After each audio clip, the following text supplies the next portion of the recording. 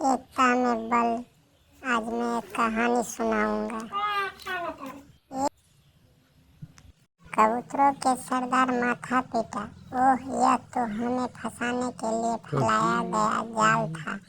भूख ने मेरी अकल पर पर्दा डाल दिया था। मुझे सोचना चाहिए था कि इतना अन्न बिखरा होने का कोई मतलब है। अब पछताए होते क्या जब चिड़िया चुग गई खेत। एक कबूतर रोने लगा, हम सब मारे जाएंगे। बाकी कबूतर तो हिम्मत हार बैठे थे, पर सरदार गहरी सोच में डूबा था।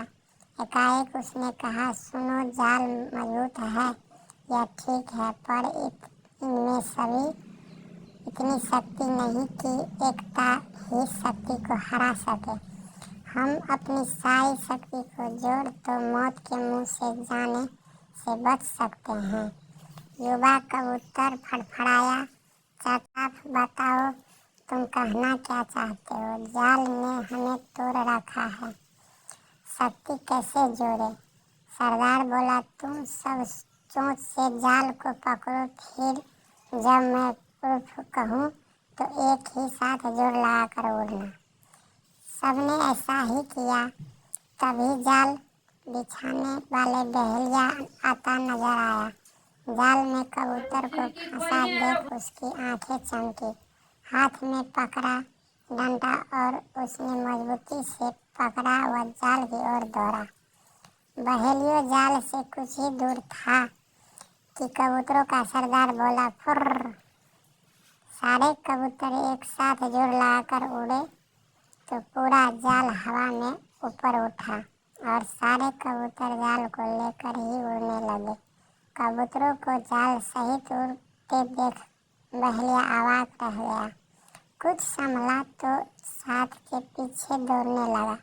कबूतर सरदार ने बहेलियों को नीचे जाल के पीछे दौड़ते आया तो उसका इरादा समझ गया। सरदार भी जानता था कि अधिक देर तक कबूतर के दल के लिए जाल सहित उड़ते रहना संभव होगा, पर सरदार के पास इसका उपाय था। निकट ही एक पहाड़ी पर बिल बनाकर उसका एक चूहा मित्र रहता था। सरदार ने कबूतरों को तेजी से उस पहाड़ी की ओर उड़ने का आदेश दिया। पहाड़ी पर पहुंचते ही सरदार का संकेत पाकर जाल समेत कबूतर चूहे के बिल के निकट उतरे। सरदार ने मित्र चूहे को आवाज दी। सरदार ने संक्षेप में चूहे को सारी घटना बताई और जाल काटकर उन्हें आजाद करने के लिए कहा। कुछ ही देर में चूहे ने वह जाल काट दिया। सरदार ने अपने मित्र चूहे को धन्यवाद दिया और सारा कबूतर दल आकाश की ओर आजादी की उड़ने भरने लगा। यही होती है एकता का बल। एक गधा की कहानी। गधा रहा गधा ही। एक जंगल में एक शेर रहता था। गिद्दर उसका सेवक था। जोड़ी अच्छी थी। शेरों के समाज में तो उस शेर की कोई इज्जत नहीं थी, क्योंकि वह जवानी में सभी दूसरों शेरों से युद्ध हार चुका था। इसीलिए वह अलग अलग रहता था। उसे गिद्दर जैसे चमचे की सख्त जरूरी थी, जो 24 घंटे चमचागिरी करते रहे। गिद्दर को बस खाने का जुगाड़ चाहिए था। पेट भर जाने पर गिद्दर उसे शेर की वीरता के ऐसे गुण गाता कि शेर का सीना फूलकर दुगुना चौड़ा हो जाता। एक दिन शेर ने एक बिगड़ैल जंगली सांड का शिकार करने का एहसास कर डाला।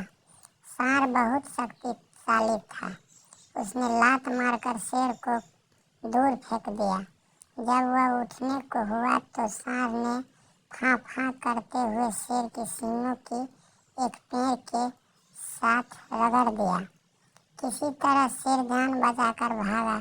शेर सींगों की मार से काफी जख्मी हो गया था। कई दिन बीते, परंतु शेर के जख्म टीके होने का नाम नहीं ले रहे थे। ऐसी हालत में वह शिकार नहीं कर सकता था। स्वयं शिकार करना गिद्दर के बस में नहीं था। दोनों के भूखों मरने की नौबत आ गई। शेर को यह भी भय था कि खाने का जुगाड़ समाप्त होने के कारण गिद्दड़ उसका साथ न